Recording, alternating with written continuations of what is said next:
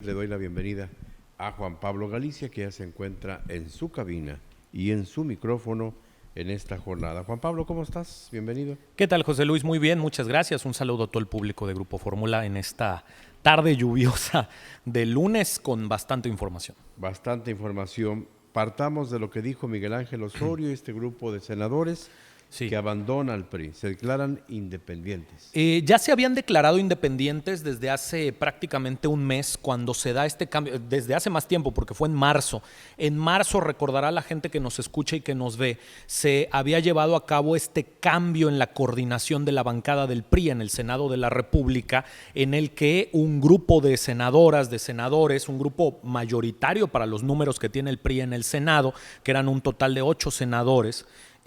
habían, digamos, convocado a una reunión para votar por la salida de Miguel Ángel Osorio Chong y nombrar a Manuel Añorbe, recordarán este personaje, a Manuel Añorbe como nuevo coordinador de la bancada del PRI en el Senado de la República, esto en el mes de marzo. Esto ya había provocado en ese momento que por lo menos Osorio Chong se declarara senador sin partido. No necesariamente independiente, todavía no había renunciado a su militancia priista, pero ya desde entonces Osorio Chong se había declarado sin partido dentro de la Cámara Alta del Congreso de la Unión y se había especulado con que personajes como la propia Nubia Mayorga, Erubiel Ávila y Claudia Ruiz Massieu le iban a acompañar en esta aventura por declararse senadores sin partido, pero no había pasado a mayores, esto en el mes de marzo. Ahora, con las recientes salidas que se han estado anunciando, sobre todo en el estado de Hidalgo, y no es para menos que digamos de dónde viene justamente esta desbandada, en el estado de Hidalgo,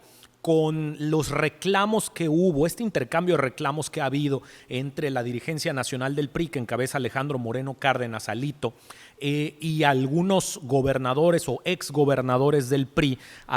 por la cuestión de haber perdido los estados que antes gobernaba el priismo nacional, en el caso particular de Hidalgo, entran en un enfrentamiento verbal contra Omar Fayad. Omar Fayad decide renunciar al PRI y con él renuncian también todos los regidores priistas que había en todos los municipios de Hidalgo y se queda el PRI prácticamente sin representación, lo mismo en el Congreso del Estado, se queda el PRI sin representación prácticamente en el estado de Hidalgo a raíz de ese pleito entre Omar Fayad y Alejandro Moreno Cárdenas. El mismo estado de Hidalgo es en donde Miguel Ángel Osorio Chong, hace ya muchísimos años, fue gobernador y en donde también él sigue manteniendo, por supuesto, allí varios intereses y un coto de poder interesante, digamos, sobre todo tomando en cuenta que él ya es un personaje de alcance nacional. Y lo que termina pasando ahora entonces es que junto con las renuncias de Omar Fayad, los regidores y diputados locales del PRI, se suma ya la renuncia a su militancia priista de Miguel Ángel Osorio Chong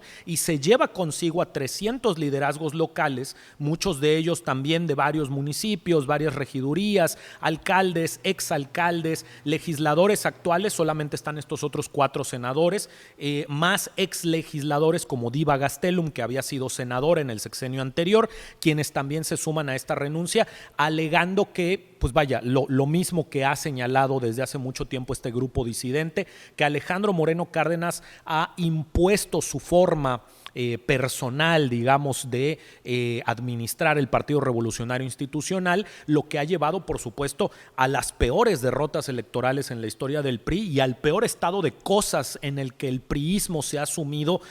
pues desde que existe. Recordará seguramente mucha gente que nos escucha que cuando se da el triunfo de Vicente Fox y el PAN en la presidencia de la República en el año 2000, mucha gente vaticinaba la extinción del PRI, pero lo cierto es que el PRI se mantuvo vivo, sano. Es verdad que con sus crisis no pudo tener, por ejemplo, una candidatura presidencial competitiva en 2006, sabemos todos lo que hizo Roberto Madrazo para quedarse con la candidatura presidencial del PRI en aquel momento, pero vaya, seguía manteniendo firmes a sus gobernadores y seguía teniendo un poder y un posicionamiento interesante gracias a las gubernaturas estatales que aún mantenía el PRI, los congresos estatales y lo demás que le servía para ser todavía un jugador activo en la mesa de negociación con el PRD, con el PAN, cuando se da este conflicto postelectoral en el 2006. Ahora, después de la elección presidencial del 2018, si bien el PRI también mantenía algunos estados, lo cierto es que con la dirigencia de Alejandro Moreno Cárdenas, poco a poco, de tener 12 entidades de la República gobernadas en 2017, José Luis,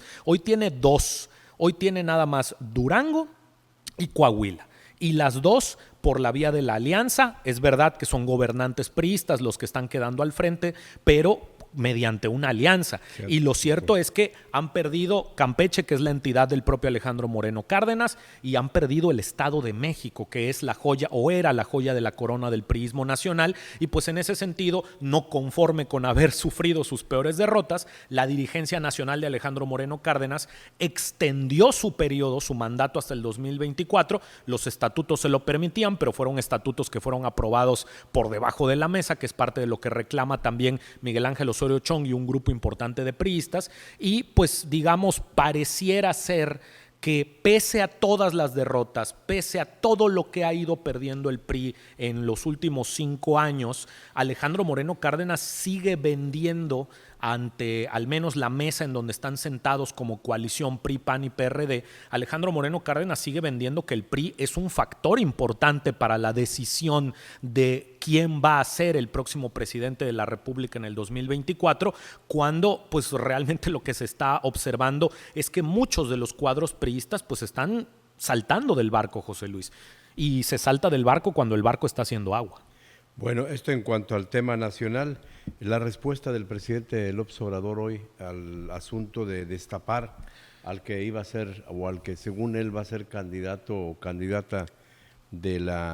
frente de la oposición. Opositor. Sí, que él menciona a Xóchitl Gálvez Ruiz, que la verdad es que muy probablemente tiene que ver o responde mucho al hecho de que la semana pasada, así como hace 3 semanas, el momentum mediático era de Marcelo Ebrard, porque fue el primero en levantar la mano, porque fue el primero en celebrar las condiciones del acuerdo que había hecho público el Consejo Nacional, fue el primero en ir a registrarse. El momentum hace 4 semanas, 3 semanas, era de Marcelo Ebrard. La semana pasada, claramente el momentum mediático fue de Xóchitl Gálvez. Habrá que ver si esta semana continúa con esa misma racha, pero por lo pronto el presidente, me parece, se engancha con esta situación en la que pues la propia Xóchitl Gálvez logra aprovechar ese mismo momentum. Además, venía justamente de gira a varias entidades de la República, estuvo por el Bajío, luego el fin de semana sabemos que estuvo también aquí en Yucatán, el viernes estuvo en un evento acá de la colectiva 50+1. Entonces, la verdad es que Xóchitl Gálvez lo supo aprovechar, y me parece que el presidente de la República, en este afán de querer ser el que dirige la conversación y exactamente el que posiciona la agenda y el que destapa no solamente a los de su partido, sino también a los de la oposición, pues ha querido dar esa campanada de, pues digamos, según sus datos o según él mismo dice, que desde hace 15 días estaba enterado que iba a ser Xóchitl Gálvez la candidata presidencial de la oposición. La verdad es que digamos, habrá que ver, porque muy probablemente esta es una forma del presidente de México de tratar de traer a la propia oposición hacia su conversación, hacia su agenda en este enfrentamiento que busca él, que se suban con él al ring, pero lo cierto es que, pues digamos, con el pasar de los próximos días, habrá que ver si Xóchitl Gálvez se engancha, que la verdad es que a ella le beneficiaría mucho, porque es ponerse al tú por tú con el presidente, pero del lado del proceso de la oposición, mal harían, me parece, también en seguir con esa misma conversación, y más bien tendrían que seguir con su proceso, que también está haciendo agua, porque pues cada día que pasa se van bajando los perfiles, los pocos perfiles que tenían de cara, digamos, a buscar a este representante de la construcción del Frente Amplio Opositor. Juan Pablo Galicia, muchas gracias. Gracias, José Luis, gracias a todo el público de Grupo Fórmula, excelente inicio de semana para todas y todos.